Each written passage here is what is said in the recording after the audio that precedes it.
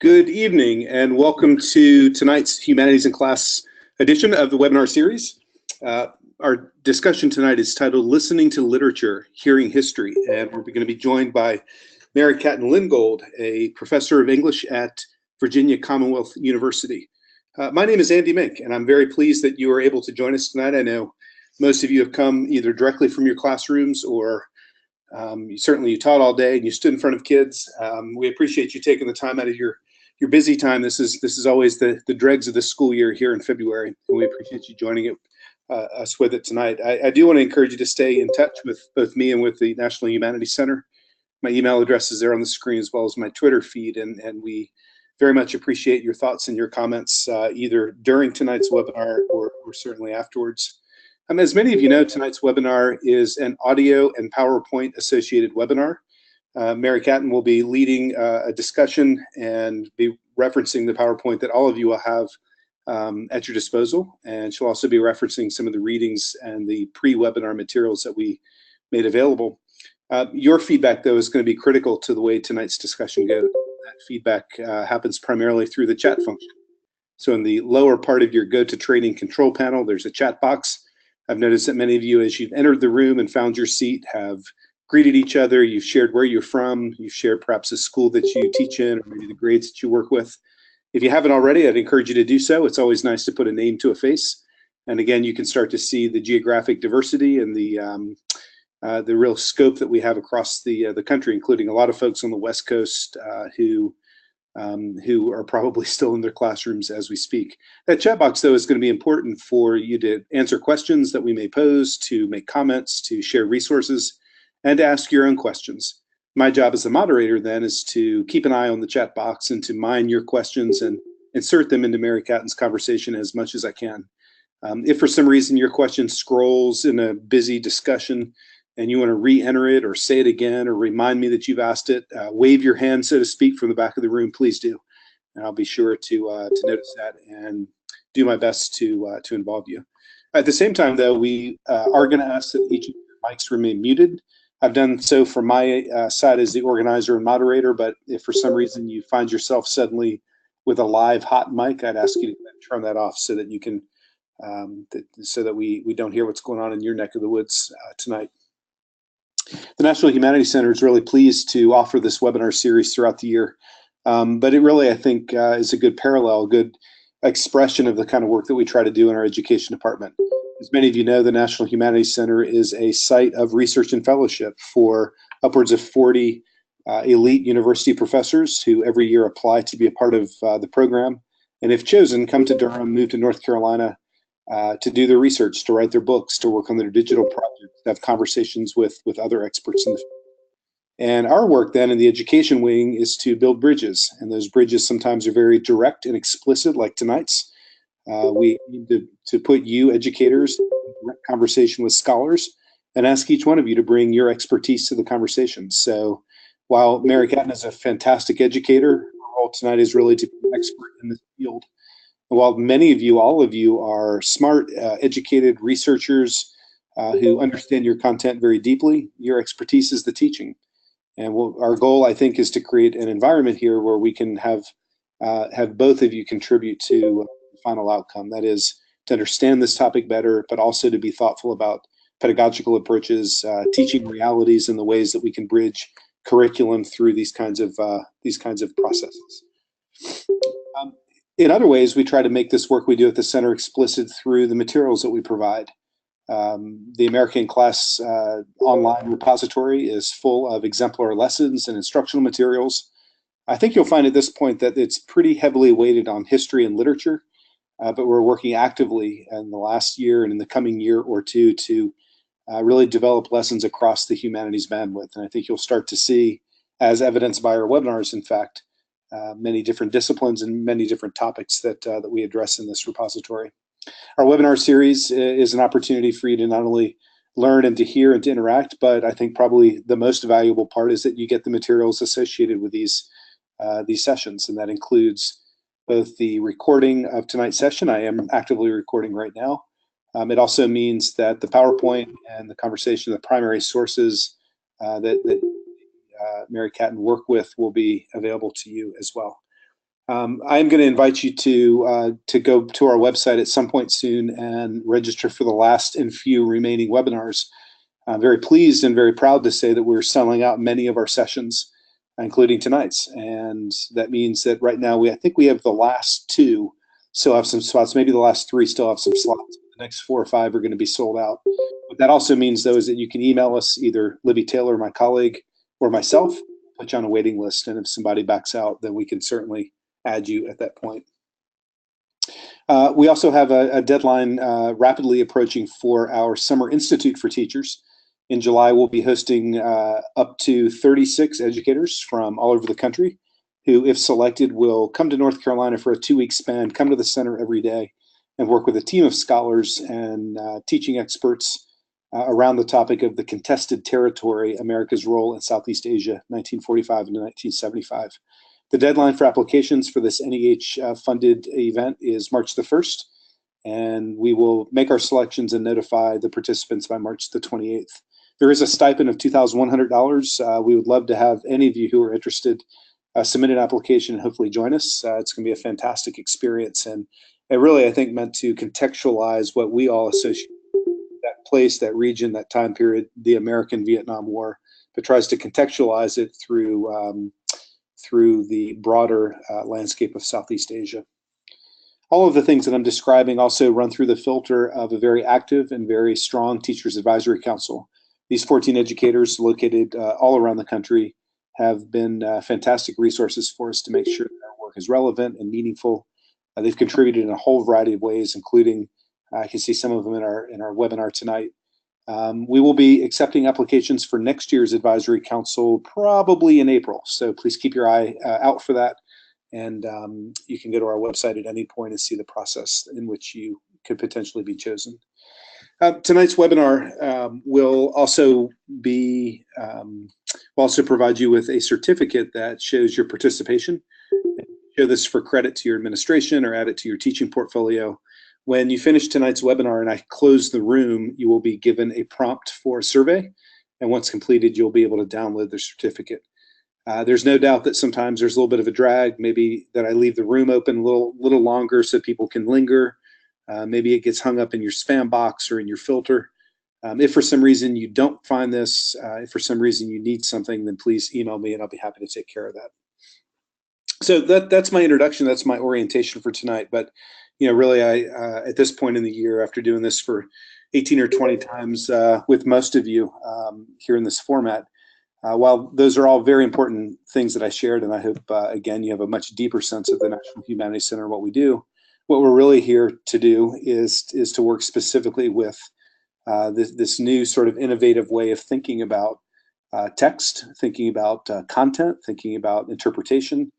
Entitled "Listening to Literature, Hearing History," I think really sets us up well to start to both find an interdisciplinary connection, but also maybe to turn on its side a little bit of what we ask kids to do. My own background is history, and as I think about primary sources, as I think about ways to have students engage with sources and linger and interpret different sources, I know that oftentimes the many different kinds, many different genres of those sources add an element to the story that we're trying to tell, a narrative we're trying to understand. And the more we can find, the better. And it seems to me that soundscapes and that oral literacy is a real important part of that. So I am very, very pleased to welcome Mary Caton Lingold, who's up in Richmond, Virginia right now, to join us tonight. Mary Caton, I'm going to unmute you, ironically, and welcome you to our webinar. Mary Caton, can you hear me? Andy. Yes, I can. Fantastic. So while we get set up, I'm going to hand you the mouse. And I'm also going to say, just before I release you to this engaged group of teachers, I do want to mention to everyone that tonight's session will have a pretty strong audio component. We will be playing different clips. We'll be playing some video. We'll be playing several different audio clips. If for some reason you can't hear it clearly or well, more than likely it's on your end, and we'll need you to adjust the volume on your laptop. If that still doesn't work, however, if it's something about the bandwidth or the connection that we have, then again, you will have access to this material at the end.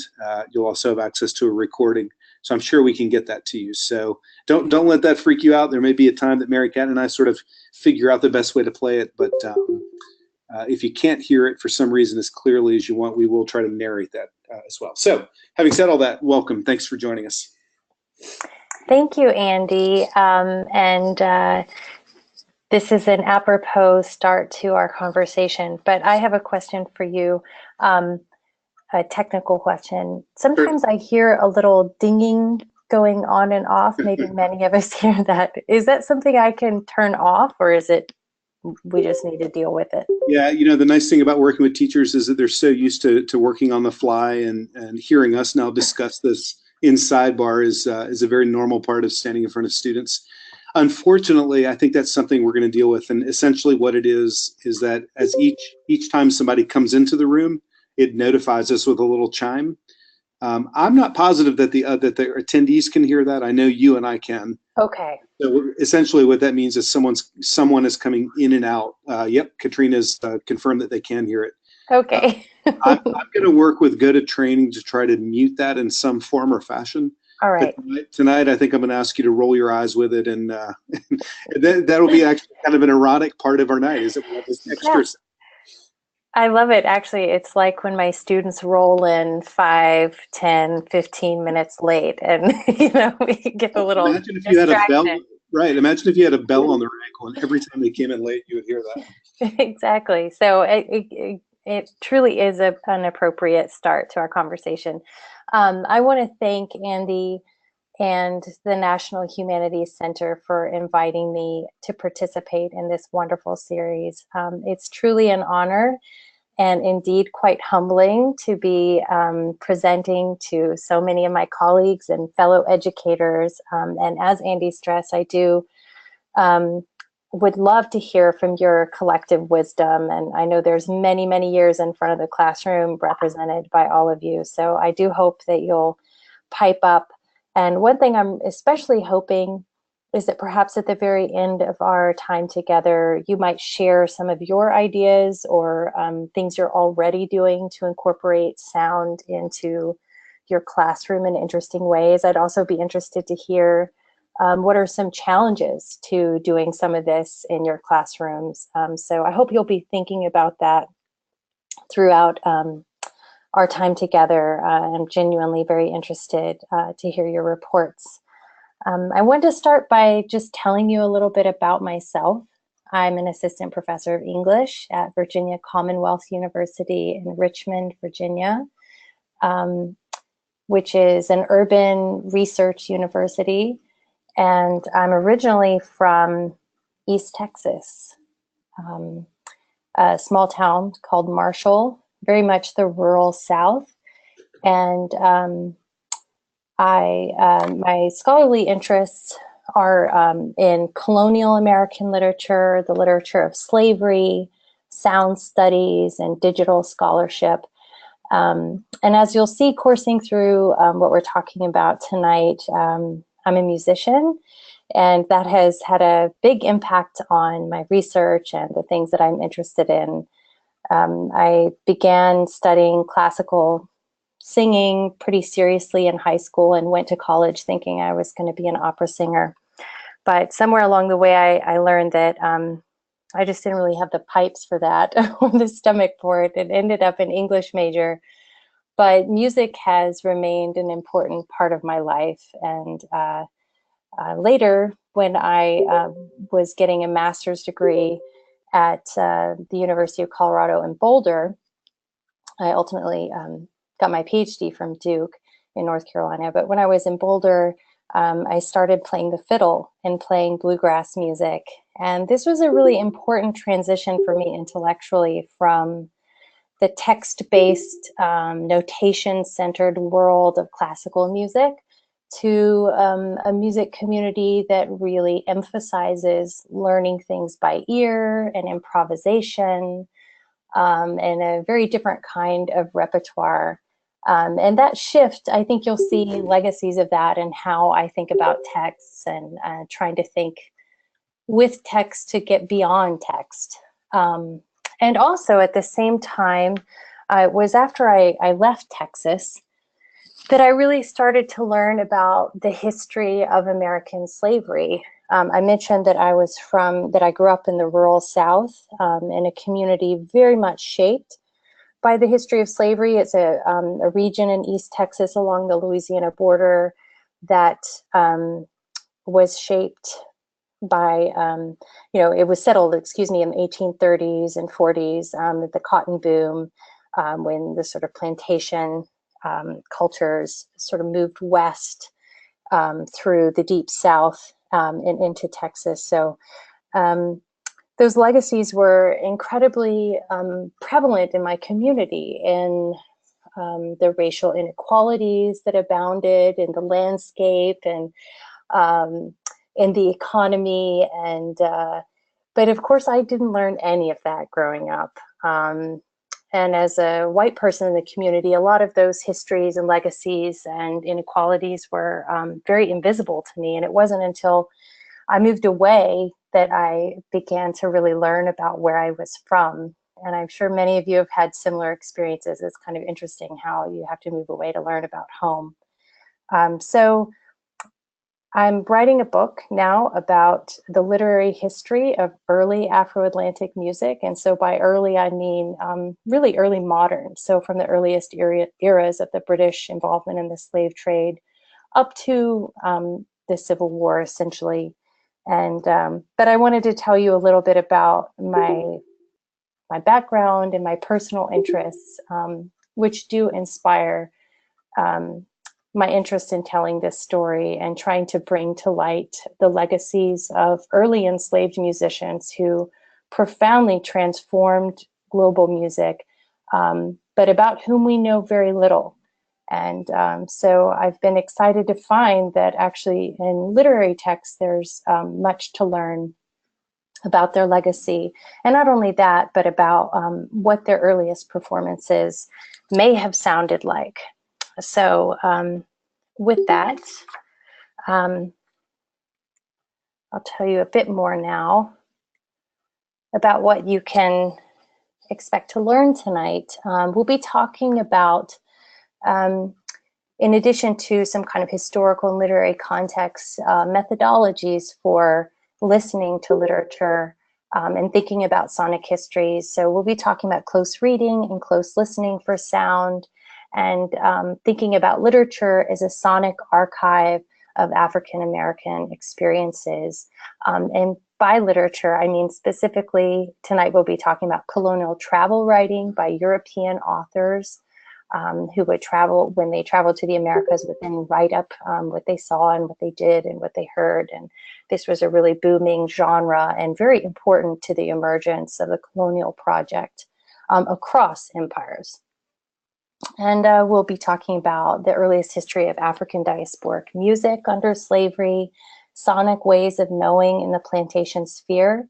And also, I'd like to emphasize digital multimodal methods and literacies. I'm personally very interested in thinking about new ways to do scholarship and to present research.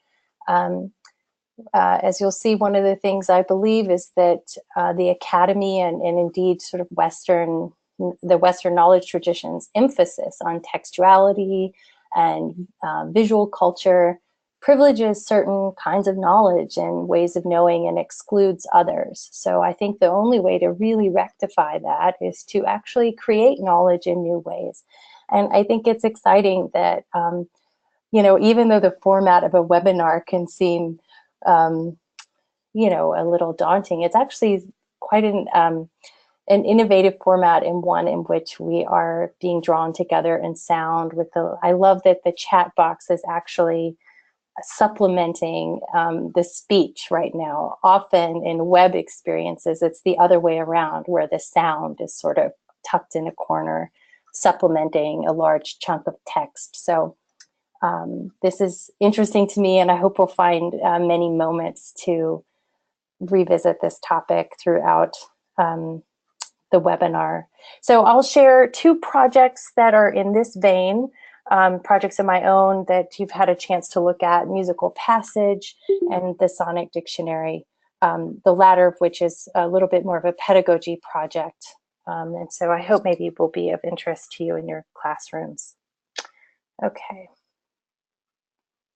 So this is a little bit of a question that I hope you'll all be able to answer pretty readily. Close reading being a sort of cornerstone method, both for history and literature and other fields, but especially literary studies and history. So I'm just going to let you answer that and open that one up for the room. So what is close reading? When we say we're going to close read something, what is it? Let's take a moment. This gives you a chance to catch your breath and maybe get some water. But I am interested in what our participants tonight how they would define close reading. And my guess, as a 4 or 5 decade old pedagogy, I would guess that a lot of it's very intuitive, but sometimes it's harder to define. It's also interesting to me that we have many ELA teachers, English and literature teachers with us, but we have folks from other disciplines. So we're going to invite each of you to tap into the chat box right now and tell us what you think close reading is. Carol says, careful scrutiny of a text to deepen understanding and explore ambiguities. I give that an A+. That's No pretty kidding. spot on. Did Nobody you likes have that one ready to go? Good job, Carol. That's right. Who can add to that? Rebecca asks, reading in text multiple times to gain a deeper understanding. Kim Cisneros, close reading is when you skim or read once to get the gist, and then analyze the text more deeply. Reading and rereading for multiple understanding. You see a lot of theme here. Yeah. Depth, lingering, maybe the speed or the amount of time you spend on different texts. Word by word sentence, passage. There's Jacqueline Stallworth, one of our Teachers Advisory Council members, looking at words. I'm going to expand this question a little bit and ask you to define text as well. What text do you mean? Grappling with various meanings defines the text. Rashida, reading a text, engaging with the text. Everybody's saying text. How would you guys define text? Text is everything, says John. What does text mean? Visual text, visual info, written word. I'm curious, are any of you who are history teachers, do you have a slightly different take on this concept?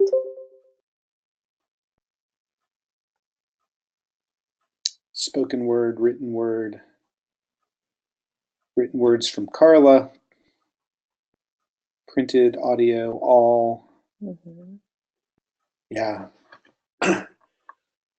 So maybe, Mary Caton, as we're watching these come in, would you define close reading more by the text or by the ways in which you engage with the text? Is it a verb or a noun? It's a verb. And in fact, I recently heard a talk by a rhetorician who works in business writing, and she was talking about how she has her students close read objects. So for instance, like the classic telephone that would hang in the wall on the kitchen. And she was talking about how, of course, that kind of telephone presumes a lot of bodily capacities, that you can stand there, that you can hold it to your ear, that you have the dexterity to move the rotary dial. So she took a very material object focus and embodied understanding of what close reading meant in that case, which I thought was really interesting. Excellent. Thank you.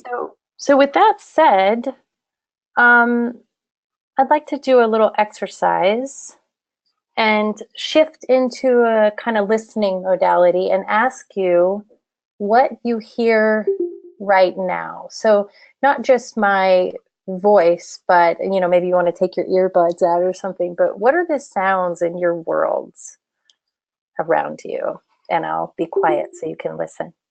And again, please type this into the chat box.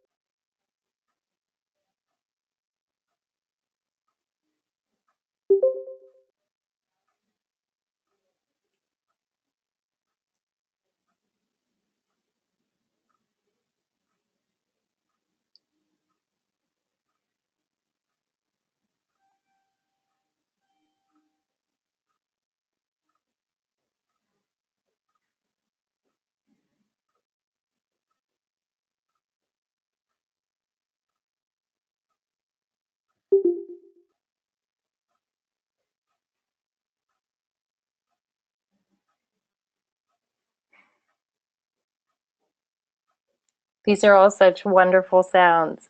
And I have to say, you all were a lot quicker with the listening than you were with the close reading definition. So already I'm selling the value of listening in the classroom.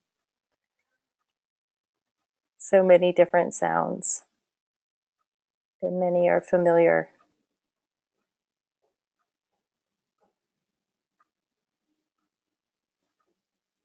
I think someone has had a cold. John was the coughing and the clink of a spoon against the edge of a soup bowl. Wind chimes. Oh, and I feel for you, tinnitus sufferers. I know that's a horrible condition. So many sounds of home. It's funny, I actually came to my office for the webinar thinking it would be quieter and that I wouldn't hear my 3-year-old running around. But it's really busy at campus at night. I had no idea. I never hear, and there are students running all over the place, and the elevators going off and on. Well, thank you for sharing these sounds. It's nice to know a little bit more about where you are. And I'd like you to think about what close listening might be. What would it mean to close listen to these sounds that you've listed? Does anyone want to take a stab in the chat box?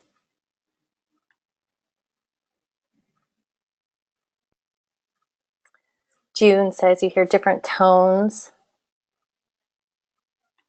Yeah, I like what Kate says about removing these sounds from the background and truly listen. That's right, because we are taught to ignore these sounds. We're told that they're unimportant, but we are actually making so many micro decisions in our mind when we're deciding not to listen to things. Listening for deeper meaning, for rhythm and interplay. Ooh, I like finding connections between sounds.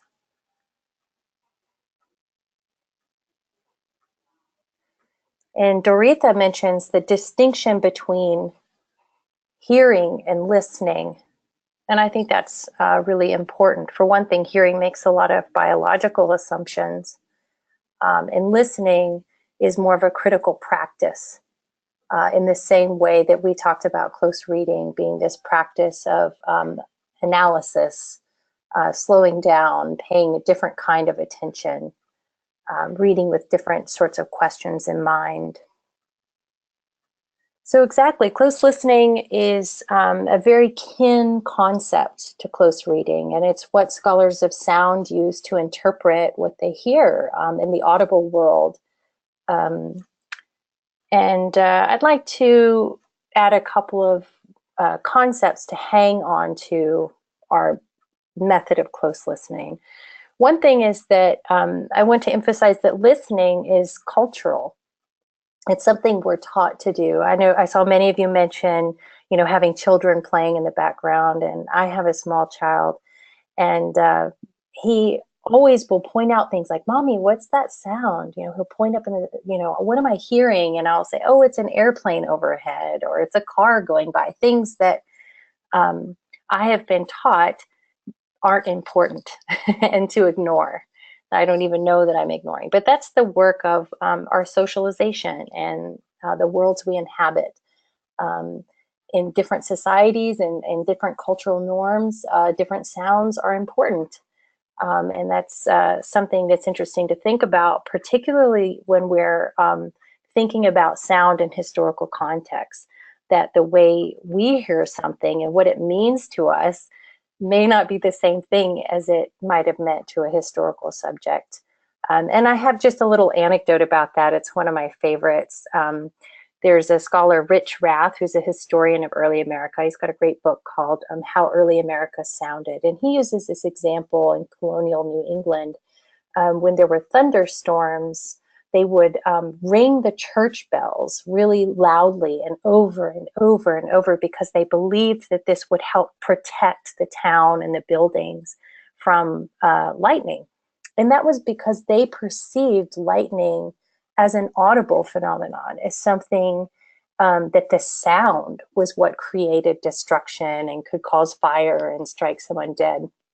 By contrast, we think of lightning as a kind of visual phenomenon, the bolt, chasing through the sky with brightly lit up, gold color.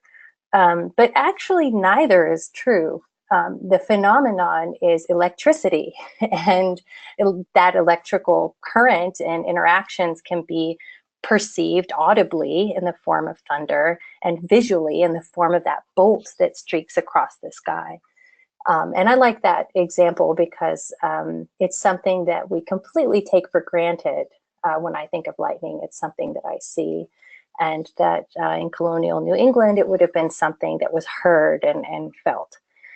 So that's something I think is important to put on the table, that if we're going to be listening to literature for history, we need to be conscious of the cultures of listening, the people who are writing about sound. And this is especially important, as we'll see when we get Anglo-European authors writing about African musical traditions that they weren't familiar with, that maybe they didn't enjoy, that they had prejudices about. So this is something to keep in mind. So listening, it's subjective, it's historically contingent, and it's not just about hearing. And this is true just in a cultural sense, but neuroscientists are discovering that there are these profound connections, not just neuroscientists, but all sorts of scientists, between sight and touch and hearing, that really the senses work in concert to create perception and understanding. And anyone who has tinnitus or who has had inner ear problems knows this, that all of these networks in our body are connected. And also, I'm very inspired by the work of many deaf sound artists in this realm who work with vibration and touch to question, like, who has ownership of sound. There's a sound artist, Christine Sun Kim in particular, who works in this vein. So I think it's important to not assume that hearing and sonic culture is, has to do with a normally functioning human ear, that it goes beyond this. So I invite you to incorporate close listening as a critical practice into your teaching and your reading practices. And this leads me to this concept of archival silence. This is a concept that historians have used to talk about the ways in which the textual records that we have of the past, of course, don't tell us all the things that we want to know about what happened. And I think it's really telling that this sort of critique has been launched and authored through the language of sound, through this notion of silence. So you see here this stack of books. This is a stack of books that I got to look at the Royal Library of Denmark recently, and those are all colonial travel literature works. And the European archives, they let you stack books like that. In the US, they would never give you that many books to carry at once. But for instance, in the context of slavery, there are a lot of records about slavery, but they're written from the perspective of the perpetrators of slavery, slave owners, and their sort of accounting and these kind of cruel logs and ship records and very kind of capitalistic portrayals of chattel. And it's not incidental that a lot of the earliest major histories of slavery were economic histories and were in that vein, because that was really the nature of a lot of the records. But this has left huge gaps where we want to know more about the experience of enslaved people, their cultures, their experiences, their challenges, the things they experienced, and their legacies and their relationships and their sexual life and their families and their knowledge and so how do you get at that? And this has been a real problem.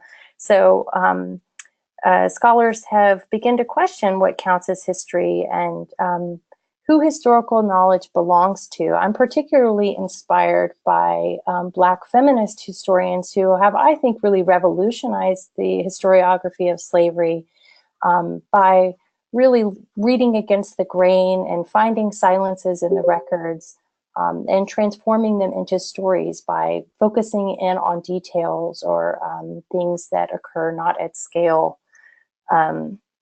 And, you know, one maybe well-known example of this, I think, would be Annette Gordon-Reed's work on Sally Hemings, Thomas Jefferson's slave, with whom he fathered many children.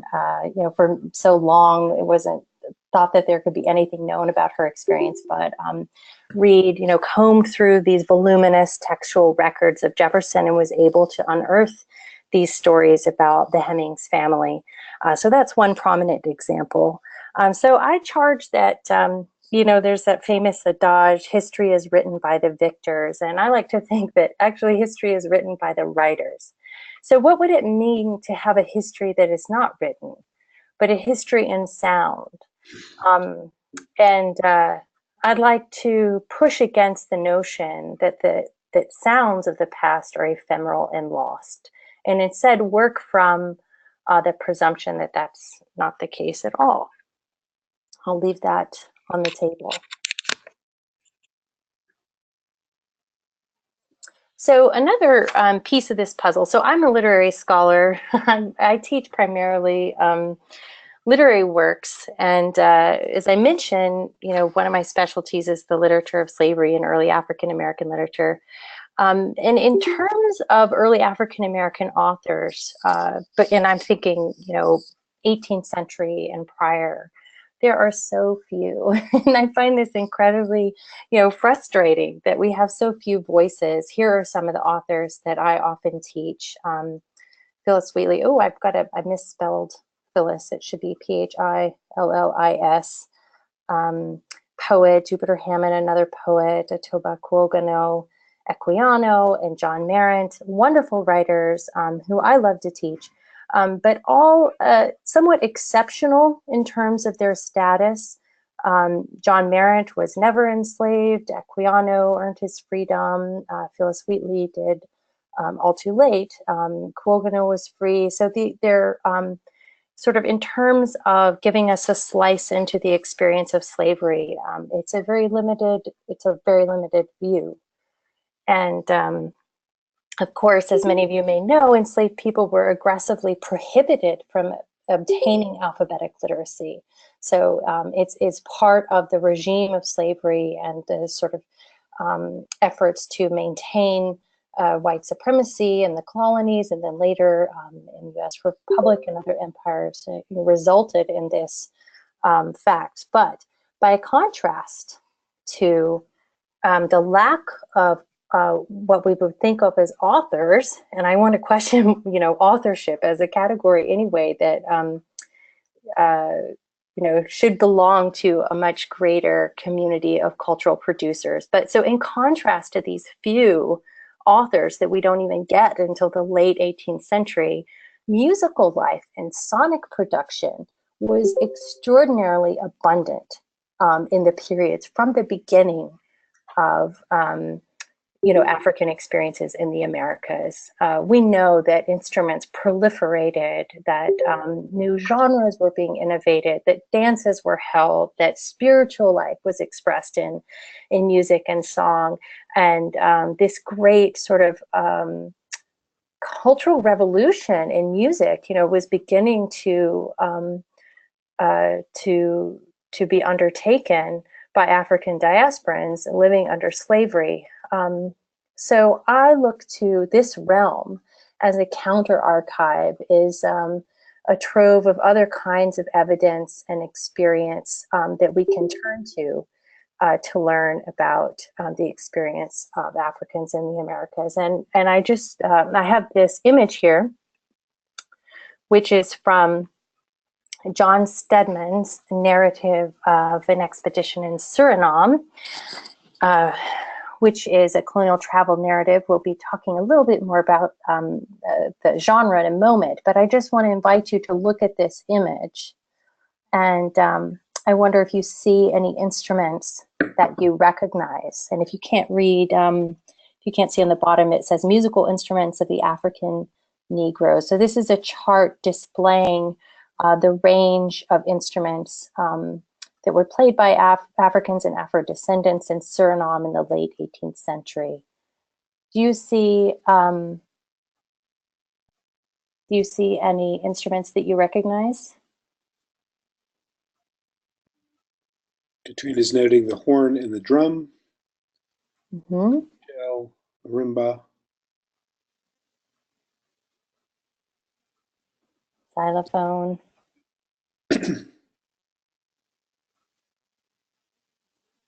Flute, recorder. I'm glad somebody saw the banjo because it doesn't look all that much like a banjo. One of the things that you can, so the banjo is on the top right.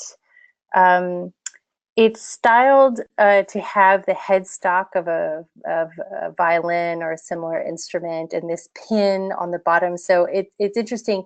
Even the visual instruments are Europeanized in this image, and you can see the many different kind. Kalimba, exactly. That's the instrument at the top in the middle. Sometimes diminutively referred to as a thumb piano, but that's not really a great descriptor. But in case you're more familiar with that, wonderful. So I see many of you know your African and African diasporic instruments. One thing I wanted to point out, if you see, I remember when I first saw this image, I was really confused by this sort of splinteriness of the wood. You see how some of the drums are enclosed on both ends, and then some are splintered. And I wondered why that was the case. And then I realized that the artist is trying to visually make clear that some of the drums are hollow on the bottom. And the way to show that for people who aren't familiar with these drums was to have this kind of stylized, if you actually played a drum like that, it would, stab you in the leg when you were playing it. But you can see how visually the objects are, telling a story about the construction without looking exactly, as a facsimile of the original object. Indeed, the banjo that I pointed out survives in a museum in the Netherlands and looks nothing like this instrument. Of course, it had a gourd resonator, did not have this bridge or the pin. And another thing that you can see in the display of the image is that it's sort of styled maybe like sort of plates from natural history, where you've got a range of plants and species. And definitely this literature sort of, especially in this later part of the 18th century, is very involved in discourses of natural history and emerging sort of Enlightenment science and cataloging the world. And you can see that in this image.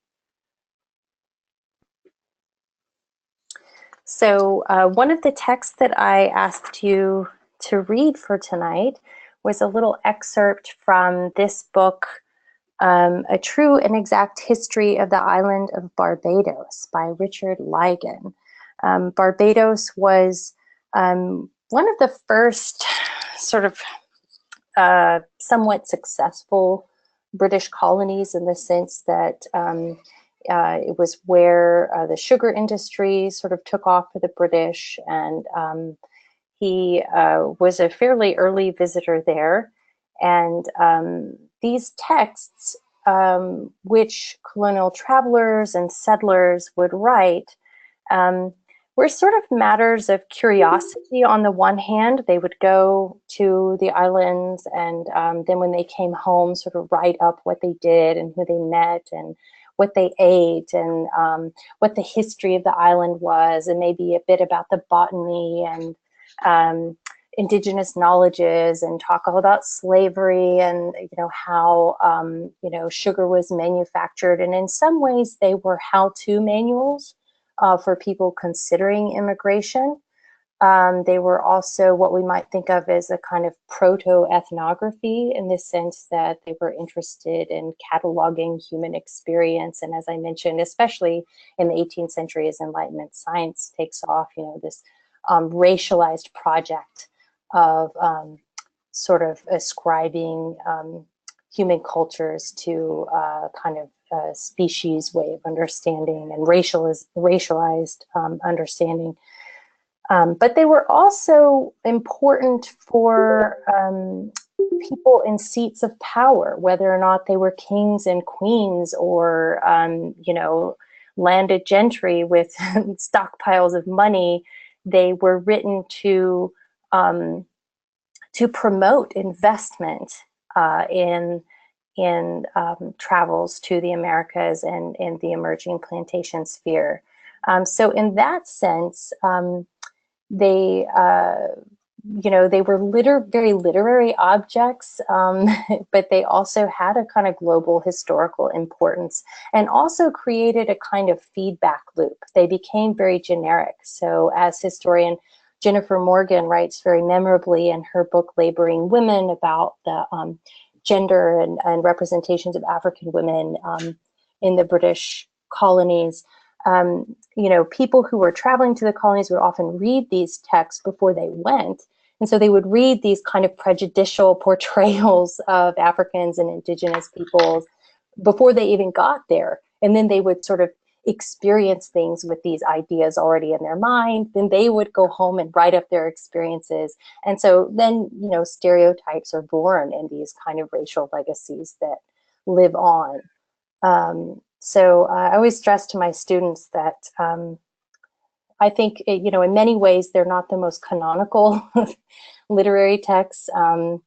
It's not Romanticism with a capital R, it's not Milton, it's not Pope or Shakespeare, what have you, but I can't think of any genre of literature that has had, I think, more global significance in terms of the modernity in which we all inhabit. And they're very interesting and complicated texts. And for many decades, historians have turned to them as a kind of mediated, but problematic, but interesting records of African indigenous experiences. And often they're some of the earliest accounts of everything from religious practices to environmental histories of these lands. And I wanted to include this map of Barbados, just to give you a sense of the visual culture that's embedded within these works. They're textual, but they're multimodal. They're operating on the level of sound and sight. So that's something I wanted you to think about as well. I love the animals in this particular map. And also you can see how many townships and sites are located along the edges of the island here, which just goes to show, it's like you want to know where to land your boat. I mean, you can sort of see where the interests are and the knowledge is at this point of even an island the size of Barbados. So now let's turn to a passage from Ligon's narrative. And I chose this because I think this passage is really telling on the one hand in terms of the way that Europeans heard African performances with prejudicial ears. They listened with their own musical preferences in mind. Ligon was a musician who took his theorbo with him to Barbados. So he was a pretty serious musician. Of course, at this time in European music, there wasn't as much of a contrast between the amateur and the professional. These were intersecting spheres in some ways. So he was quite a serious student of music. And he had the option to bring his instrument with him when he came to Barbados, which by contrast, the enslaved man Macaw would not have had that opportunity. And indeed, instruments were in the Middle Passage when enslaved people were trafficked across the Atlantic. There are accounts, of course, of slaves often being sort of forced to dance on deck as a way of sort of forcing people to exercise. But their instruments would have been confiscated. And even in these early years, certain instruments were banned because for fear that they incited revolt. Drums and horns were seen as a kind of military accompaniment, which of course they were in many African societies, and they were also in European societies. So, but nonetheless, the drumming continued. And I think that that's something interesting and really inspiring and fascinating about early African diasporic music, the ways in which even when the instruments were forbidden or the material to construct the instrument wasn't available, the sounds found a way to carry on, and people sort of found ways to create the sounds that they wanted to hear.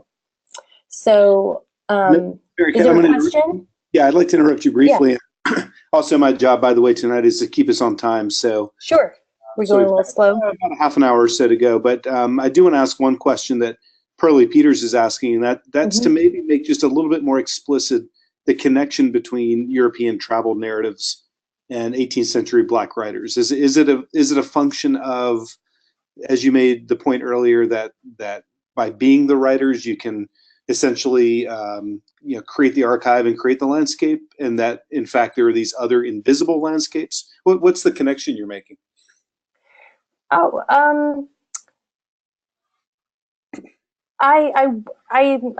If this may sound a little strange, but I'm not quite trying to make a connection. What I'm trying to do is go back earlier with the history. Gotcha. And since we don't have Black writers writing about music or sonic experience of African Americans before the late 18th century, I'm turning to these other texts as an archive. But I can see how that was a little bit confusing. Pearlie, does that answer your question? Or maybe there's something else behind your question that I can answer. Okay, well, I'm sorry about that. I hope that you'll find this interesting in any case, because I'm personally very interested in this individual, McCall, who was a musician.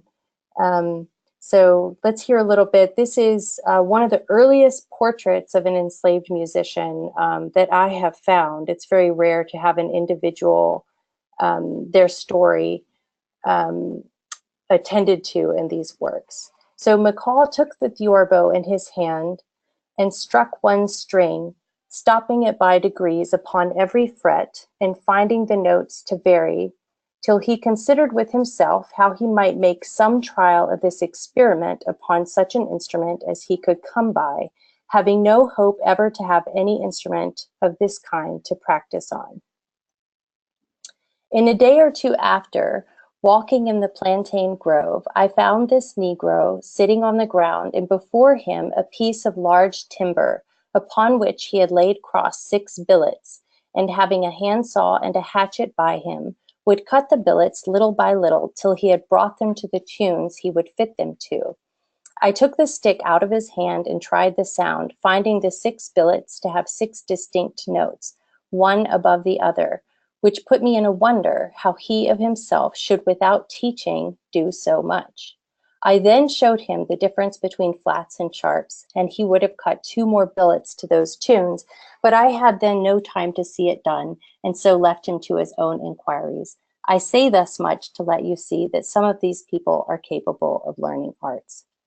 So I think this is an important example of as I mentioned, the European prejudices playing a role in these portrayals. So first of all, Ligon thinks that McCall is inventing this instrument just because he saw him playing a theorbo. But of course, we know that McCall is not inventing this instrument. He is building an instrument that may have been a marimba or a balafon, a traditional instrument that he clearly knew a lot about already. Not only that, Ligon wants him to conform the scale of this instrument to the European scale, which is what he means when he says, I showed him the difference between flats and sharps. So on the one hand, this excerpt tells us about Ligon and his experiences, but it also gives us a small window into McCall. And I argue in my work that whereas men like Ligon, sort of wrote their histories and their cultures into the plantation sphere through these texts with the pen, with the printing press, that McCall wrote his story and created his traditions through the creation of instruments and music and in sound. So what does it mean to turn to these objects for to think about those historical sounds and how we might listen to them and hear different histories from the perspectives of enslaved people themselves? Okay. So I wanted you to hear some other examples of similar instruments being described around. These are from writings about the west coast of Africa in the 17th century, and particularly the Gambia River region. And here is a description here. I would acquaint you of their most principal instrument, which is called ballards, made to stand a foot above the ground, hollow under, and hath some 17 wooden keys, standing like the organ. And a very similar description years later from Francois Froger, a French explorer in the region. The most part of the Negroes divert themselves therein with discoursing about the Alquran or playing on a certain musical instrument, which they call balafon. They fasten underneath 10 or 12 gourds, the different sizes of which perform the same effect as our organ pipes. So both of these travelers saw this instrument balafon and heard and saw resemblances to an instrument that they knew, the organ. But of course, organs, Western organs are not constructed like balafons. They have long pipes that are open on both sides, but they do have some similarities in that they have these resonating objects that can create a kind of breathy sound. With the balafon, the resonating gourds are enclosed and also have a distinctive buzzing quality. I also want to point out in the second passage here, this note about discoursing about the Al-Quran, which of course leads to an important point, which is that, of course, there were enslaved people who were literate in Arabic. Some scholars think that up to a third of enslaved people in North America may have been Muslim in this era of slavery. So that's an important thing to note. So I want you to think about the construction of the modern orchestral marimba, which in its material form recalls the way these European ears heard and interpreted African instruments. So this is an object many of you may have seen or played in orchestra. It's on the world stage all over, but I think in some ways kind of visually erases these histories and origins of these innovative African artisans and practitioners who brought this instrument to the Americas. And I want you to hear now a balafon being played. I'm going to play this, and we're only going to play about the first 30 or 45 seconds, but we're going to keep our voices low so you can hear the music again. If for some reason it doesn't come through clearly, turn up your own volume. In fact, go ahead and do that for me now. Your laptop or your earbuds, and here we go.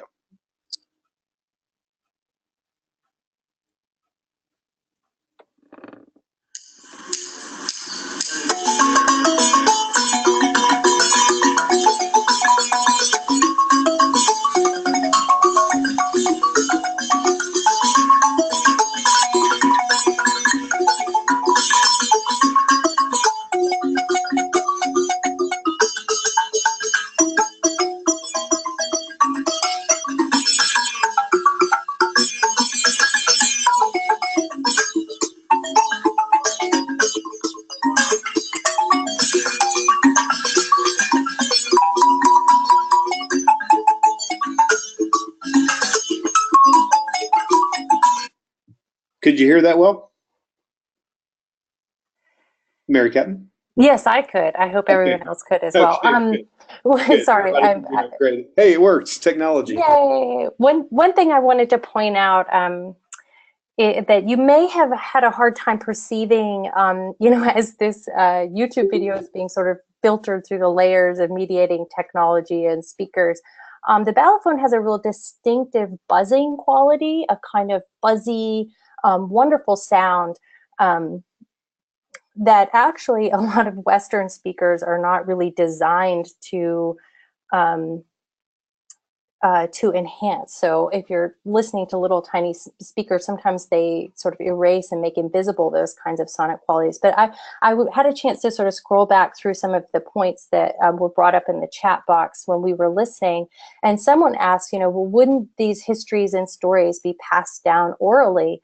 And absolutely, I think that they were. And in fact, I think that the histories and the knowledge and the cultural knowledge is in fact ever present and abundant. And by thinking about sound as a way to illuminate that, for instance, this buzzing quality, balafons actually didn't become one of the more widespread instruments among the African diaspora. It does exist, especially in parts of Central America, but that sound quality, that kind of buzzing characteristic, well, you can hear that in an electric guitar and the sort of resonant bass and subwoofers, and across even some of the more technologically informed African diasporic sonic traditions. So I think in some ways, I'm working hard, bending over backwards to sort of construct these stories through text and historical methodologies when the history is plain.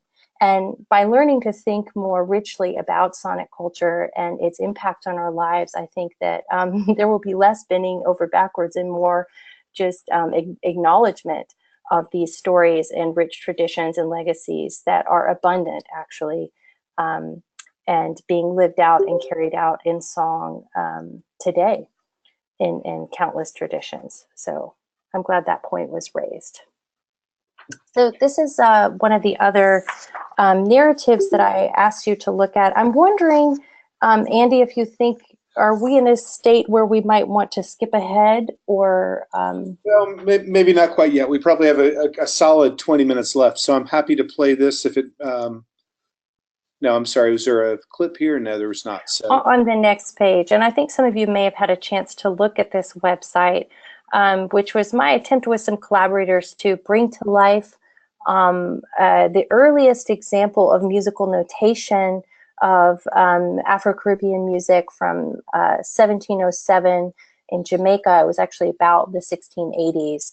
And to try to tell a story about these this notated music, which is a very mediated representation of this early Afro-Jamaican music, but very rich. And I just, but I think for the interest of time, maybe we'll look at this sort of screen capture of the website and play okay. You ready one for me of to the play? songs. Yes.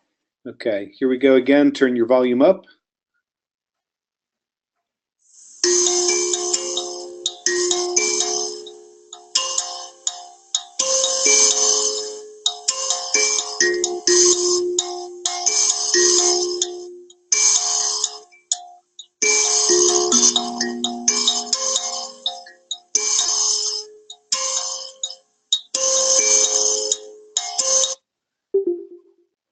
There you go.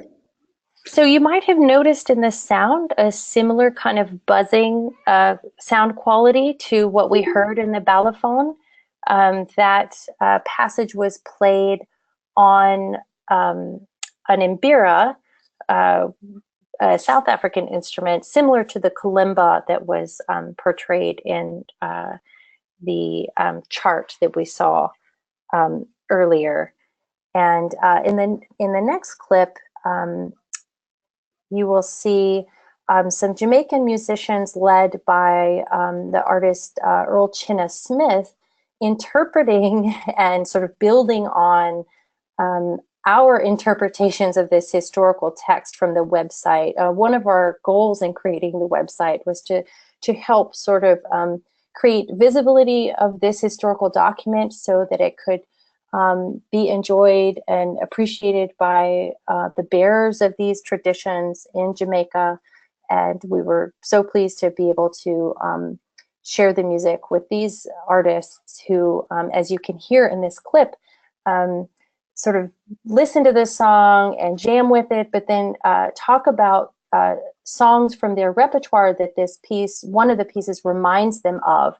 And then they sort of work their way into that song, bringing their vast knowledge of the repertoire from multiple traditions in Jamaica to bear on interpreting this historical text. So bringing a very different kind of knowledge than what we brought as scholars of 17th century Caribbean.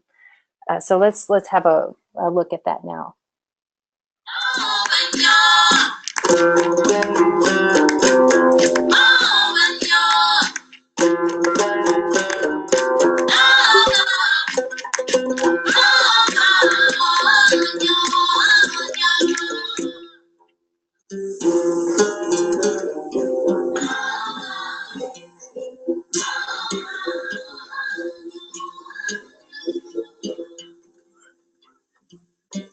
One more time again.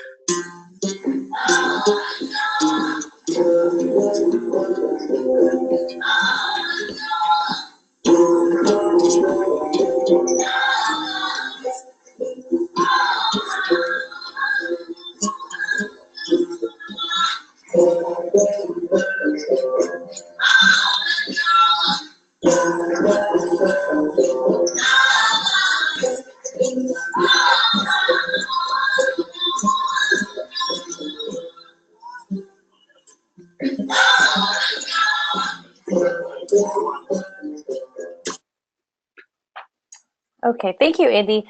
And if you want to see more of this video, we didn't quite get to the section where Chinna Smith discusses, he kind of stops the band and discusses his interpretation of the song and then take it in a new direction. I find it very interesting. So I hope if you're interested, I'll make sure you have access to that URL later. Maybe I can dump it in the chat box. Oh no, I don't have it ready. So sorry. So now that you've had a chance to see a little bit of these examples of descriptions of musical life and sound from these early colonial travel writing, I'd like to turn now to examples by Black authors in the 19th century, of which there is a tremendous amount of rich portrayals of sound and sonic culture in plantation societies. The first of these examples comes from Frederick Douglass's narrative. Let's see, I'm trying to, there we go. And this is a very famous passage. I'm going to read it, and I'd like to invite you, as soon I'm going to read it, and then I'll pause. And in the chat box, I'd like you to reflect in any way you'd like on what this performance may have sounded like, or any questions that come up for you, or reflections. The slaves selected to go to the Great House Farm for the monthly allowance for themselves and their fellow slaves were peculiarly enthusiastic.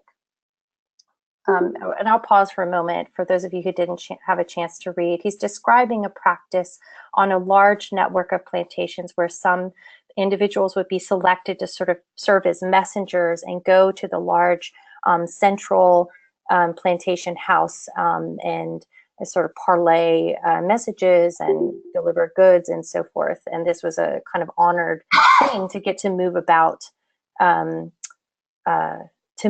when your mobility is so just restricted on the plantation. And of course, it also would have been an opportunity for exchanging news, maybe family members who lived away, and an important sort of communication network through this traveling. So while on their way, they would make the dense old woods for miles around reverberate with their wild songs, revealing at once the highest joy and the deepest sadness. They would compose and sing as they went along, consulting neither time nor tune. The thought that came up came out, if not in the word, in the sound, and as frequently in the one as in the other. They would sometimes sing the most pathetic sentiment in the most rapturous tone, and the most rapturous sentiment in the most pathetic tone. Into all of their songs they would manage to weave something of the great house farm. Especially would they do this when leaving home. They would then sing most exultingly the following words: I'm going away to the great house farm. Oh yay, oh yay, oh. This they would sing as a chorus to words which to many would seem unmeaning jargon, but which nevertheless were full of meaning to themselves. I have sometimes thought that the mere hearing of those songs would do more to impress some minds with the horrible character of slavery than the reading of whole volumes of philosophy on the subject could do.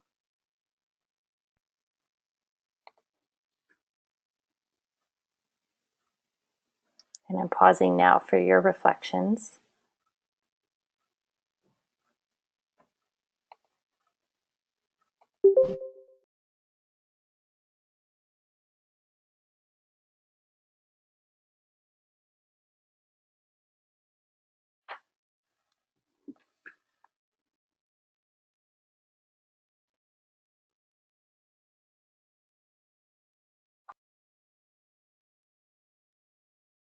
So far, both Doretha and Rachel have emphasized this point about the perception of happiness. And yes, certainly that is exactly what Douglas is challenging, that perception.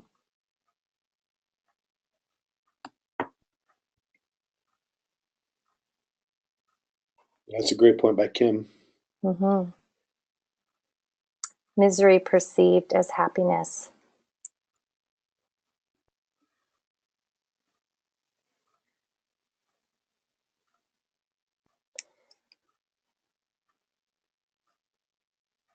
Yeah, and Rosa mentions a way to avoid what they were going through. And I'm very interested in you know, this crossing from place to place as a kind of, you know, mini freedom, you know, getting to travel and move and go through the woods and be alone and to create sound in those woods is an interesting for an enslaved person who is normally laboring, doesn't get to have free time, that would be a privileged experience. And also, you know, very much Douglas is writing this in the moment when blackface minstrelsy is booming. So this sort of perceptions of plantation music and these portrayals are being peddled and commercialized and appropriated and really profoundly consequential ways. And he's writing directly against that emerging genre and portrayal of the happy slave and questioning that. Yeah, and Karen Rowe asks, listening to the words versus hearing sounds. And Brian says, I hear this passage. And sharing sorrows and pain. I am always struck by this, you know, one of the last lines when he says, I have some, oh, actually, it's not in this section, but he revisits this later, I believe, and he says, you know, if you would just go sit in, maybe it is here. If anyone goes and sits in the middle of these old woods and hears these songs, they would know the horror of slavery. And I find that for a long time, many years now, I've tried to think about what that might have meant to sit in the woods and listen, you know, with this sort of natural soundscape around you and hear these men weaving their stories and returning to the chorus and this extemporaneous improvisational song. Another thing to think about is the distance that sounds traveled at this time period before industrialization. This is in the woods where there aren't buildings and structures impeding sound. Maybe a creek would make this sound scarce, but I'm really fascinated by that. It is deeply poignant and a moving passage, and one that Black authors return to over the years.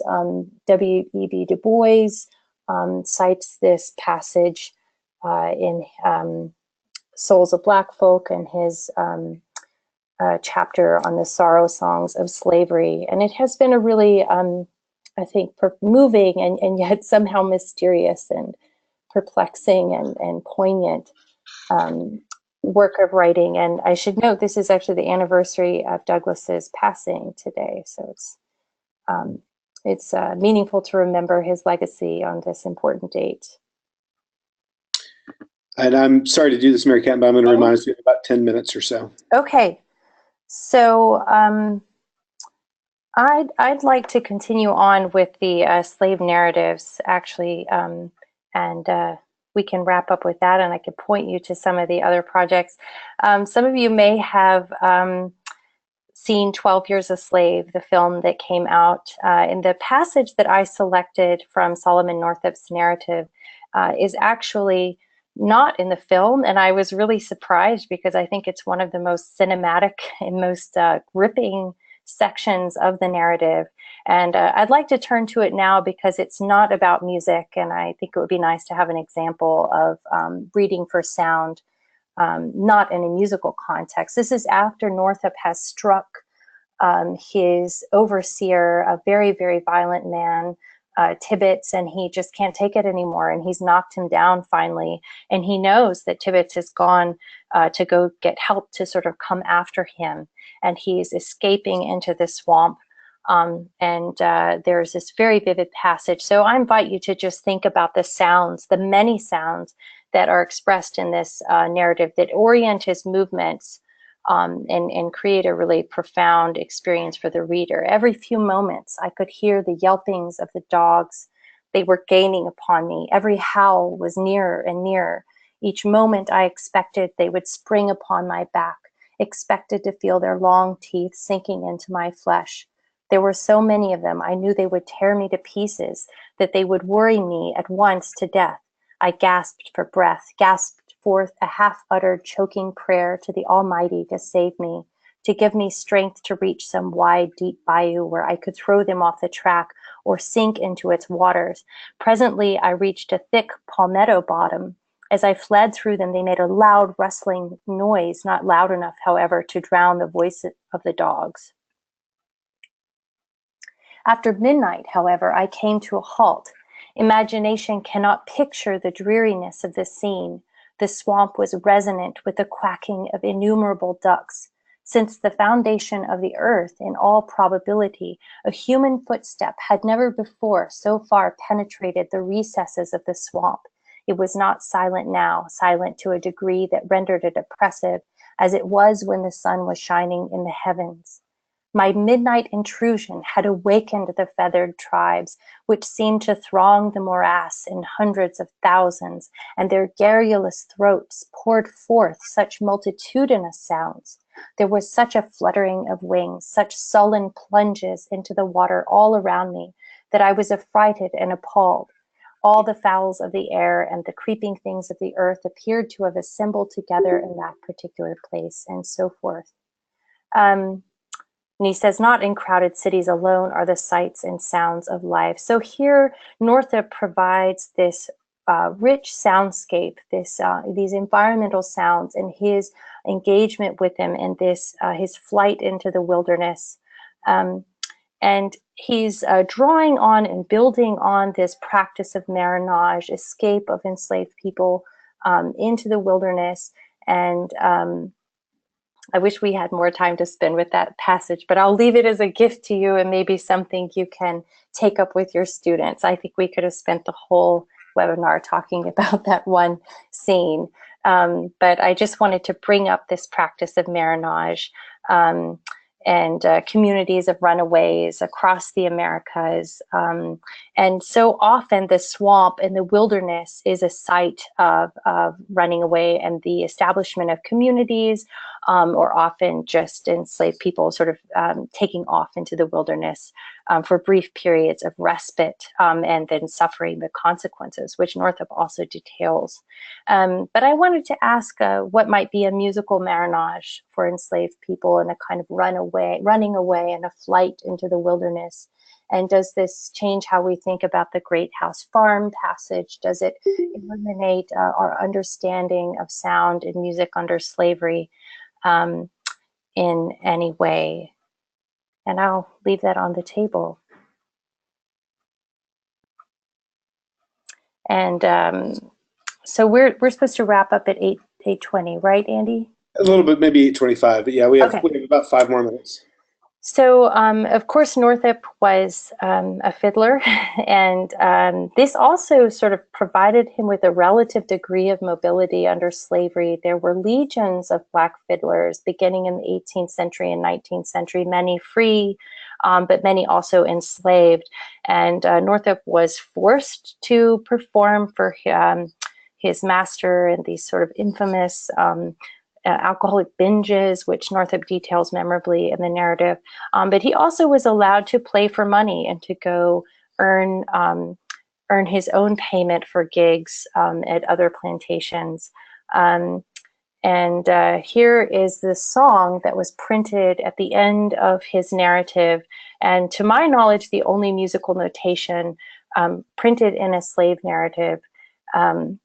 And I just want to point out briefly that we use the UNC Doc South slave narratives for both Northup and Douglas's narratives. If you're not familiar with them, they have every slave narrative published in North America, and I love teaching with them. And there are many short ones that are less well known that may be connected to regions where you're teaching. So I encourage you to make use of that resource if you're not already. And we'll hear just a snippet of this fiddle tune that Northup presumably composed himself.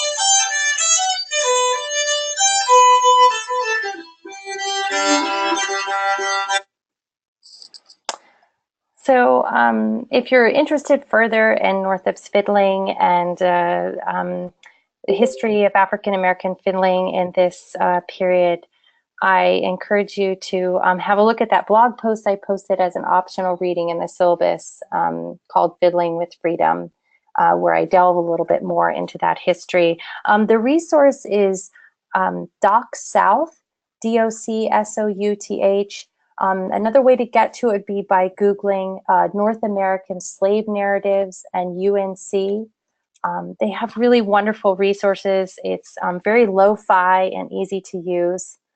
It has been a tremendous resource to my research and my teaching.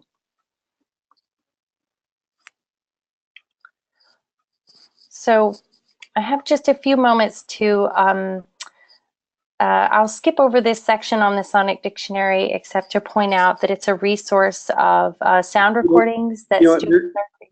Mary Caton, I'm sorry. I'm actually going to ask you to spend just a moment on this. I think this is a really fascinating resource for teachers. Sure. So this is a project I direct where students record, edit, and upload sound recordings to this resource to create a sonic dictionary. I created this resource because I was frustrated that there wasn't any reference sources on sound that was geared towards an educational audience. And I find that students learn a lot by using recording devices, by learning how to use audio editing tools, and just the practice of going out into the world and turning on a recording device and then having to edit it really enriches students' sonic literacies and makes them think about their environments and how much sound means to them in their worlds. And they also learn digital literacy by creating metadata and describing the sounds and writing on a web interface for a public audience. So I've also had students, draw from sounds in the things we've been reading. And I'll let you hear, my students were very inspired by Northup's challenges trying to acquire pen and ink when he was enslaved, and also Douglas's literacy, and this inspired them to create these sounds. And so, and just to maybe expand on that just a little bit, it sounds to me like what you're describing is a free resource of all sorts of sounds that not only is a place for teachers to go and find clips as the ones we're about to listen to, but also encourages the creation of those audio files by students. What you're suggesting is a really strong pedagogical approach. Absolutely. Okay, well, let's hear one. Here's the nib pen and ink on toothy paper. It's the name of a band right there.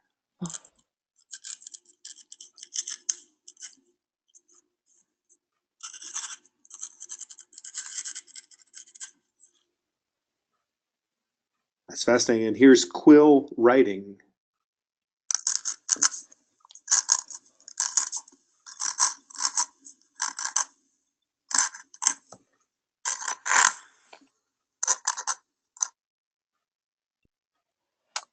And this student actually created that goose feather quill using a historic method. So I hope maybe your students would be interested in exploring the sounds. We have almost 1,000 sounds, and it's growing by the day. We've had high school students contribute in the past, and college students from many institutions. So I'm always looking for participants and partners. So I invite you to be in touch. Yeah, and I can see a bunch of folks right there commenting on how useful this will be. Thank you. I put the link in the chat box, and again, it sounds to me, Mary Caton, that if there's sounds there, not only can they get them, but if there's sounds they'd like to contribute, that you have a process for that. Absolutely. Yeah, we do. So this is just to emphasize some of the learning outcomes from working with the interface, thinking about the way our technology mediates experiences with sound. And I really like to incorporate public-facing knowledge creation in my classes, so students feel like they're contributing to the production of knowledge and not just supposed to receive it. And also, many students have amazing abilities with multimedia, and it's nice to create a space for that to shine in the classroom. And finally, I hope that the sort of overall takeaway and what this has all been about is thinking about how to transform the classroom to privilege sonic and textual ways of knowing in order to bring light to marginalized voices and histories. So I thank you all so much, and if we have time for questions, I'd love to take them, or also please do feel free to email me. I'll put my email address and my Twitter handle here. I'd love to be in touch and hear any thoughts or questions. Fantastic. Mary Caton, thank you so much for joining us and leading this conversation tonight. Thank you for joining us. It's my pleasure.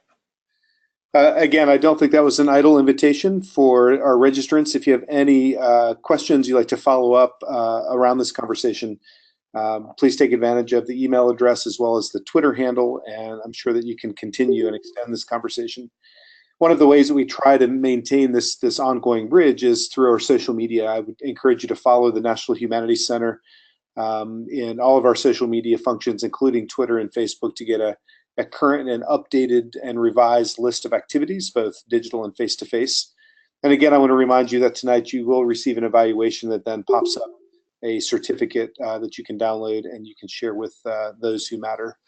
Our recordings will be up and online soon. I apologize. I know some of you are rolling your eyes now because some of our more recent webinars aren't quite uploaded. My colleague Libby Taylor is on maternity leave, and we're juggling a million balls, but we will get these up, including tonight's session. So take a look at our YouTube channel for that. And please find time to come and join us for the rest of our Humanities in Class webinar series. The next 4 or 5 of our sessions will be, unfortunately, are sold out, But if there are interest to you, then I would encourage you to email me and I'll put you on the waiting list. That includes a quick turnaround Thursday night. Hopefully many of you can join us. I'll be joined by Kent Germany, who's at the University of South Carolina, for another audio-based session. In this case, the declassified and transcripted secret audio recordings of the Kennedy, Johnson, and Nixon White Houses. We'll be working in a week with Fitz Brundage from UNC on Confederate monuments and memory in the American South. In 2 weeks, we'll be working with Kathy Olmsted from University of California at Davis on the history of the FBI and CIA. I hope you can all notice the topical relevancy of many of these webinars. 3 weeks from now, we'll be working with Heather Thompson, who just recently won the Pulitzer for her book on mass incarceration in America. And then we have one more sold-out session that is with a classics professor from Cornell, Mike Fontaine. We'll be looking at democracy through the lens of the Roman Republic. After that, we have 3 sessions that still have slots available, and I'd encourage you to sign up. That includes Confronting the Past with Russian Fiction, includes a session on Cuba, and then finally a session on Orwell's 1984. So we hope to see you at one or more of these sessions. We also hope that you have a fantastic school day tomorrow and rest of your semester. Thank you again for joining us for the Humanities in Class webinar series. We will see you next time. Good night.